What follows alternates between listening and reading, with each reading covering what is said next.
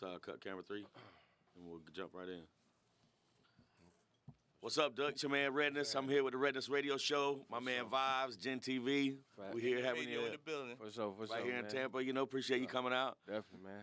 Wanted to get some questions in with you, talk to you about your long career that you've had throughout Florida. Let's do it. I'm from Fort Myers. We've been playing your music over there. I moved to Tampa in like 2010. Right. So Tampa's got a different kind of music and a different kind of swag. And like what I noticed is lots of markets outside of Tampa fuck with your music, but Tampa, had its own group of people that they were getting behind. Right. So like you have a bunch of people that know your music in Tampa, but it didn't get that push that other markets got. Right. So I'm happy to have you out here. I see you got some different projects, a new clothing line you're releasing. Just tell us what you're working on right now. Right now, man, like you said, the clothing line, what I got on right now, Ubuntu apparel. Definitely new music, you know what I'm saying? We got a new single out called Ride right now, doing real good.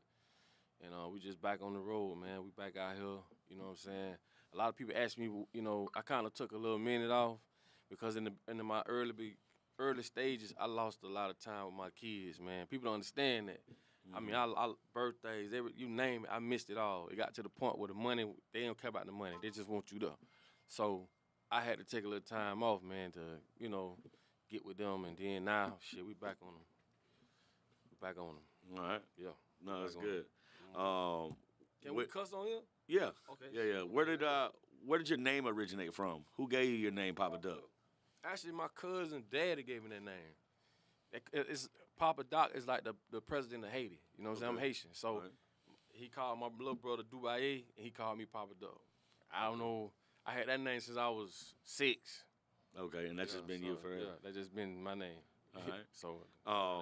So you're from Belle Glade? Yep. All right. Born and raised. And I had a club in West Palm Beach, like in 2003-ish, 3, 4, called Mystique Lounge. I sold it to Darren, who was on John Taffer's show. They had revamped it and turned it into Aura. You remember that spot? Aura, yeah. Aura, yeah. So that was my building for like 3 years. Okay. So that's where I got exposed to your music. Right. By being over there in West Palm a lot. And, I started by doing like Friday nights. I had a Friday night over there for a while. And I chose West Palm because my license got suspended. I had a 5-year suspended license. And so I had got a place on Clematis and then got a bar on Clematis. And then that way I could just walk to work and not have to worry about my license. Spot. Yeah, back then, What's it like down over there now? Man, they done revamp. Like, they done turn shitty place to city place.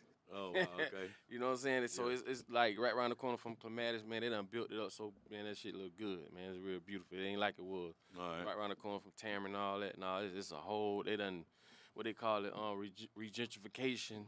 Right. Yeah, that shit. Yeah, we had a couple of shootings in a row, and then we sold our place. Yeah. And I went back to Fort Myers and opened a spot over there. But, right. Okay. But I had a place in Ybor for a while, and Tampa's really been good to me. I like this market. I came over here in 2010, and it's just really been good for small business owners and for entrepreneurs. People are really trying to get it. What do you love most about like different cities in Florida? Like, as you see different areas have different cultures and different songs that they like, like what's been your experience like as you travel from city to city, like how different things, even though things are the same and we all have like similar mannerisms, it's like so different sometimes culture-wise from city to city within Florida, This is my take on it, right? This is how I do, and even same thing with the music. I say if it'll work here, it'll work anywhere, music-wise. Okay. So I understood that if a song took off here, it'll take off anywhere. For some reason, it's like they're not gonna just gravitate to this one and that one. No, that one song, you can spread it all across the whole board. As far as different places, the only difference I seen was like the way we talk. You know what I'm saying? Like I done been so many places. I could tell the way you talk. I could tell where you from. If you're from Mississippi, from Louisiana, from Alabama, because I done been in them areas so long. It's like that's the only difference. To be honest with you. So it's the same cars, it's the same hairdos, it's the same, swag, for me anyway. Okay, you don't find that like different cities listen to different songs of yours? Nah, I'm gonna be honest. Like you say, now Tampa a little different. You key on that one. Yeah, for Tampa sure. a little different. So Tampa more like a joke, vibe, but because I know like as a DJ, what I play in West Palm is not what I play in Tampa. Is not what I play in Fort Myers. Is not what I play like in Tallahassee. I mean, like obviously like mainstream hits. Local. Yeah, okay, I got you. You know what I mean? But like as far as like like street bangers, you know what I mean? Like it's a different.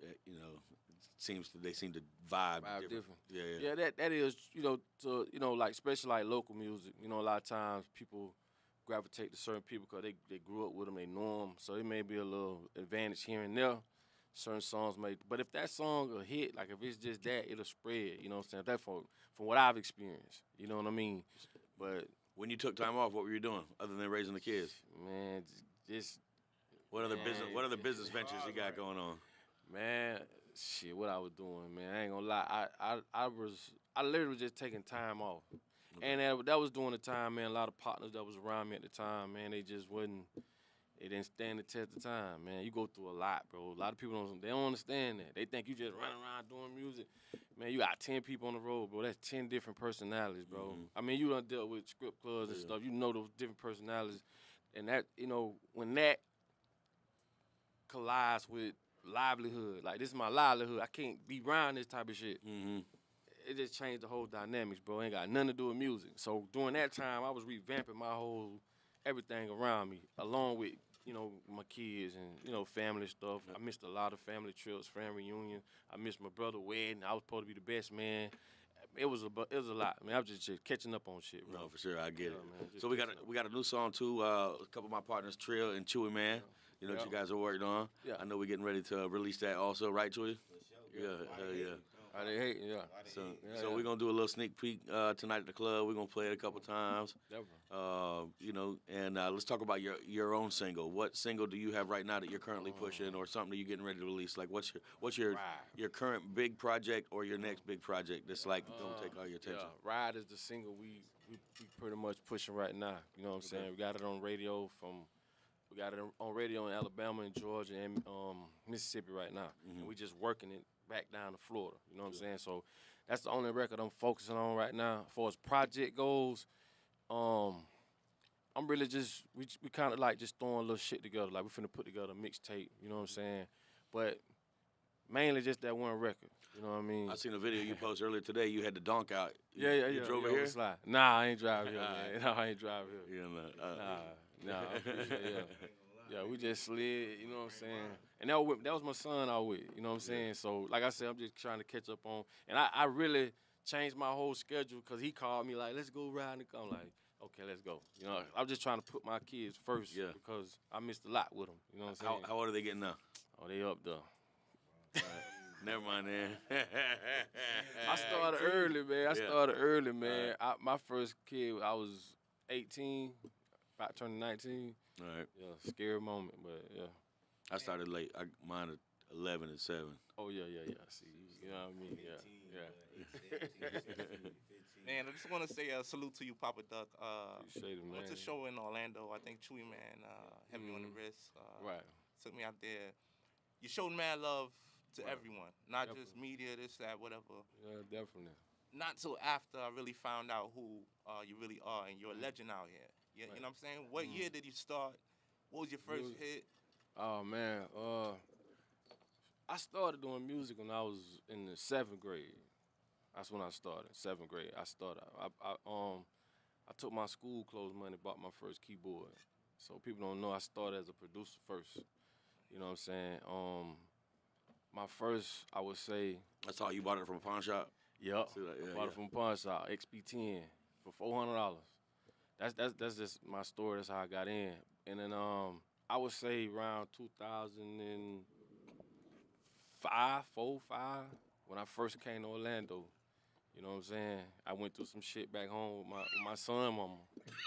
You know what I mean? And that shit crushed me, bro. But it was the best thing that ever happened to me. Now that I look back at it, I just came up here, man, with my mind like this is or nothing. And we just went hard, bro. And that shit, it did it for me. So I sit around up in that time. You know what I'm saying? Official, man. Yeah. Another thing, man, Haitian background. How do you mix that culture with your music, man? I mean, when I grew up, like, I'm half Haitian. My dad is Haitian. My mama is American. So I grew up in the middle. When I was with my dad, I would go places. It was different. Like, the women would bathe me. I couldn't eat. They would feed me. It's a different ball game. And when I come home, my mom, I'm back to regular shit. So blending them two, to be honest with you, bro, was probably the best thing for me to see it. Because it's different than talking about it and living it. It's a total different, when you got different cultures. You get what I'm saying? So to blend that into music, I would say it was an advantage for me because I got a big Haitian fan base. They know what Papa Duck mean. My real name is Weekends. I got I'm real on my daddy's side, like my sisters and all that. So to blend that with music, that shit was like a given, to be honest with you, bro. Lit, man. Have you done any Haitian songs, I talk about it. I speak Creole in songs and stuff like that. I got a lot of, like, Billy Blue, a lot of my Haitian partners who I've done songs with, yeah. But nothing like, no Sweet Mickey and all that shit, you know what I'm saying? But, yeah, we just, like I said, we got a lot of songs we repping that flag. We used to sell that flag in Alabama for $200. People just they loved it so much, they just... $200? Bro, it's $200. We sell Haitian flags in Alabama.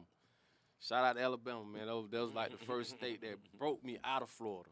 That's the first state I got $20,000 a show. First state. So that was like Mobile, Alabama. That's like my second home, bro. Like every time I go up there, that's my second home, bro. Straight up. A lot of people see the grind, but they see the result, but they don't see the grind, Yeah, exactly. So, talk to them a little bit more about, like, how much work ethic it really takes and the reason why you miss so much of your kids' lives is because of how much effort it takes. Now with social media, people can see a little bit more of a glimpse. Right. But when you first started, people didn't see that. They only saw the results. They never saw the work. And now people can start to see a little bit of your journey as we chop things up for social media and show them the process, but they still don't really understand, like, negotiations, email blasts, and, like, the real business side of things, creating relationships with people all over the place, talking to program directors and begging them for your record. So I mean, like, the first thing I learned in this shit was 90% business and 10% talent. That's real. Yeah. The business I hate the business of it because it cuts into the creativity of what you're doing. Yeah. You get a lot what of I'm artists saying? hate the business side. Hate the business, man. I hate the business, but the grind, you definitely got to be like, this shit got to be in you. Right. You know what I mean? This shit got to be in your DNA. Time in equals time out. That's just a universal law. Okay, none of us escape. So it's like, I've seen people like, my baby mama, I can't leave, my girl, and this. You got to sacrifice something. Mm-hmm. You know what I'm saying? And I tell people, never get upset with somebody when we all got the same amount of time in the day. I can't hate you because you chose to do what you did with your time, and I did what I did. I just feel like as a man, that's the lowest shit you could do. Because you could do the same thing. So a lot of people ain't willing to go through that. You get what I'm saying? Yeah. So the grind is one thing, having the mindset is another. Yeah, there's a lot of talented people that never make it because they don't do the business right. Exactly. And that's the part that they don't get. And that's the part that I think keeps me consistent. Right. Exactly. And keeps my longevity. But, like, the days that I'm creating art, I literally turn my phone off and talk to nobody about business. Right. Like, I have to, like, literally change gears and be a completely different person sometimes, just to even, like, focus on art. I have this beautiful space to create, but if I don't, like, schedule a whole day with nothing, my phone will be ringing, I'll be talking about business, and then the next thing you know, I won't make anything good. Because I'll be... Been there. Yeah. I've been there. Yeah. Like I say, you gotta love this shit. Like, I love this. You know what I'm saying? People think I just rap. I engineer. I can snatch all that equipment apart, put it back together with my eyes closed. Yeah. You know what I'm saying? Everything, probably 95% of anything you ever heard me, I've recorded, mixed it myself, did it all myself. I'm very hands-on with my craft. So what DAW were you using when you first started versus, like, what are you using now? Like, you want to know the first one I used? Yeah. I'm going to see if you're going to know this one. What? It was a program called Pro 4. Pro 4? That shit was just black and white dots. Okay, so I was using On like a floppy Cool Edit disk. Pro. Oh, we did Cool Edit Pro. But now it's Cool like Edit. Audition. Yeah, Cool Edit. Yeah. We did the window. My dog did Cubase. Cubase in the window. I did a lot of projects on that. Cause I kind of moved into Pro Tools last, to be honest with you. Okay.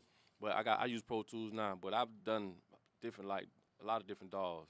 But mainly I started with Cubase in the window, Cakewalk. You remember that shit? Oh yeah. Cakewalk, Reason. Yeah, we did Reason, Rewire. What's your favorite thing to make beats on? Hardware or software? To be honest, Fruity Loops. I'm more of a You're not making no beats anymore. I production? I don't do production like I used to. Okay. You know what I'm saying? But I'm more old school, man. Like real sound. Like I'm more into that. I just think we went from producing to arranging. Okay. Like most people just click a button. Like I got a partner. They man. arrange loops. They just Right. arrange loops. So Right. I don't want to say that ain't producing, but coming from where I come from, you go in because so it's like I come from an era where we did, we played, we actually put shit together, and we had you might have somebody come in and lay some guitars or something like this is Yeah. real music instead of this synthesized shit. You know what I'm saying? So I'm more like from a respect level, I want to do it the right way. But you got people coming in, they just want to make beats, they don't really got those. Let's talk about AI music. All right. AI, man, that shit. What you doing with it? You using it? Yeah. You fucking with it? You're not doing nothing with it? Gotta get advanced. I didn't use it. I'm gonna tell you why I say this, right? Yeah. It's just a personal tool. thing. It's a tool, though. You have you're to right. learn it It's a because tool. Yeah. they're gonna compete against you Yeah. with it. Yeah, Suno So and no all matter that. what, you gotta go check it out. I look at it like so. Honestly, I'm more like organic with what I do. I just feel like me being organic, I'ma always outdo some like you can't be artificial and intelligent. That's just my thing. Okay. Now, like I say, for each his own. But for me, from where I came up and what I did, you can use that shit all you want. That's cool. But I'm gonna give you my heart and my music, and it's just gonna be organic. You get what I'm saying? I'm gonna reach the people. Some people are stemming it out and using pieces of it. Yeah. And it's kind of like it's like if a person telling you a lie, that shit just warps your reality. To me, when you doing it like that, how can I put it without being disrespectful? Okay, just like Floyd Mayweather, he'll never go down as a gridiron fighter. Why? Because he fixed all his fights up, Yeah, right? yeah. Now, Finesse, for the yeah. ones who was like, shit, running, I'm signing a check, them gridiron fighters. It's a different ball game. Whether it's good or bad, that's different. But that's just a different category to me. As a producer, I can't say you're a producer. I come from up on the tune. I've been in the studio with Manny Fresh. I've sold 1 million records, produced through Atlantic Records. So when you in the room with them guys, man, yeah, you'll do your thing to be good, but I came from that. I can't just stray away from that 100% Yeah. and jump on Suno and do this. And it's cool, though. It's cool. But I've been blessed with a talent, bro. And I'm going to bet on me all day. You know what I'm saying? Yeah, It ain't I feel failed me yet. I just feel like, man, I'm going to reach real people with real shit. You got a plug-in that you always use on your vocals no matter what? Yeah, man. That RCA comp from Waves, I always use that. Like SSL, I use that in my chain. What So else? your ideal vocal chain, what you think? My ideal vocal chain. Damn, what the name of that EQ, man? I can't think of the name of it. It's Protect? Pro Cute Fab, yeah. Fab. I use SSL. I use Waves RCA comp. I use SSL got a bus compressor. I use 2 on the end on the chain. G-Bus? Yeah. And then I'm starting to get into clipping. Clipping, that shit really works though. If you know how to clip, you know what I'm saying. Clipping works. And from there, man, if I need to bump it up a little more, I just use an L2, just organic shit. You know what I'm saying. And the more you learn, the more you know. The more you learn how to. No, and everything sounds frequencies different on everybody's yeah, voice. everybody so, sounds So you know. that shit just about frequencies, man. Frequencies and compression. That's all it is. Getting that shit to cut through the music, knowing how to take this out, put this in. No, I think people who are trying to figure it out at home, who don't have the budget to, come into a space like this, want information like that. Right. You know what I mean? They need somebody to give them some game on how you sound so consistent or so warm or so full. Right. On the project, because it's like the vocal chain and the engineering make or break the song. Exactly. 100%. And you can, I mean, like, a lot of it be anxiety with people. You know what I'm saying? And I've been in the studio with engineers who just technically know how shit should sound. Do they have swag with it? No. Now the shit technically sounds good, but if you know your shit, you could add a little here, a little here. Cause sometimes shit that don't sound right somehow sounds right when you doing music. I've did notes that just didn't go together, but the shit sound good. Shit like that. So if you, as an engineer, you technically know that this too much bass or this is too much that with a, sometimes that shit just adds to the sauce of the artist. Cause some people voice, like you said, different voices. Some people got deep voice, some people got this. So it's just having that ear and that soul to just listen to that shit and bring that shit out. You know what I'm saying?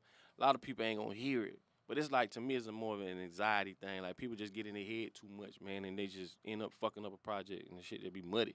Just do it, bro. Just make that shit sound good. But you got to technically know certain things to come across different mediums. You know what I'm saying? So if people want features or shows from you, who do they hit up? Man, just hit... who you working with? Who's your management team? I got Jody. Jody do a lot of stuff for me right here, man.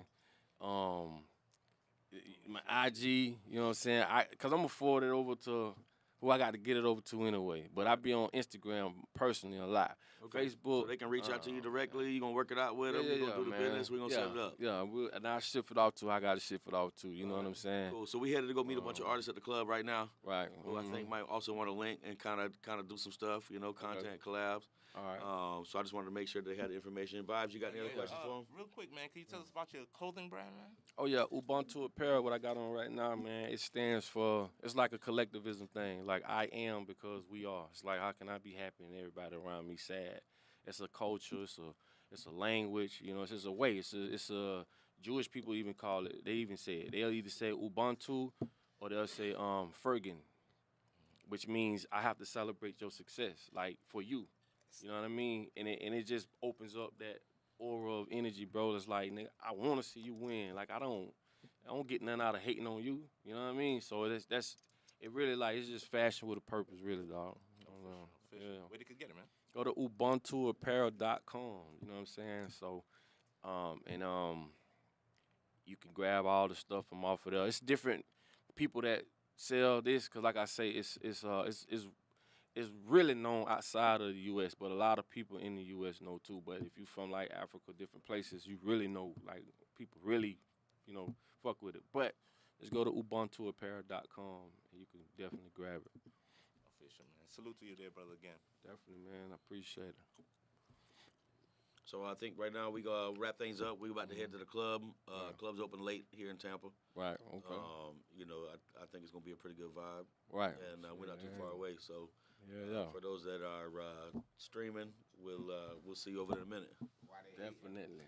Why they hate, man? Yes, sir. Hell yeah, man. New single out now, man. Chewy, man. Trill. You dropped it already? No. He said out now. He said out now. I said, wait, what? We gonna hear it tonight, though, right? Yeah, so y'all gonna get it first here. Pop here. So, I ain't heard nobody say nothing negative about that song at all. Why they hate? Period. Nah, we ain't dropping it yet. We airing it tonight. Okay. We airing it tonight, and then next week, after that, it's up. Why they hate? Open stuff, Yeah, man.